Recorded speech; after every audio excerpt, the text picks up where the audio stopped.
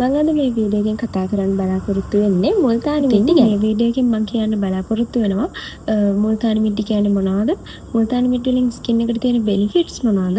මුල්තානි මිටි මොන විදිහටද අපි ස්කින් එකට යූස් කරන්න ඕනේ සහ මම යූස් කරන මුල්තානි මිටි බ්‍රෑන්ඩ් එකත් මම අන්තිමේට කියනවා. මේ මුල්තානි මිටි කියන්නේ මැටි වර්ගයක්නේ. ඉතින් මේ මැටි වල අඩංගු වෙන සංඝටක විදිහට සිලිකා, ඇලුමිනා, අයර්න් ඔක්සිඩයිඩ්, ලයිම් and මැංගනීස් හඳුන්වන්න පුළුවන්. මේ සංඝටක වල ප්‍රතිඵලයක් විදිහට මුල්තානි මිටි කියන්නේ අපේ ස්කින් එකේ තියෙන අමතර ඔයිල්ස් අයින් කරන්න පුළුවන් විදිහ, ස්කින් එක හොඳට ක්ලීන් කරන්න, ඩීප්ලි ක්ලීන් කරන්න යූස් කරන්න පුළුවන් විදිහ හොඳ ඉන්ග්‍රීඩියන්ට් එකක් බවට පත් වෙනවා. ඉතින් ඒ ගොඩාක් ආකාර ගැන කතා කරන්න කලින් මම කියන්නම් මුල්තානි මිටි වලින් ස්කින් එකට ලබා ගන්න පුළුවන් බෙනිෆිට්ස් 10ක්.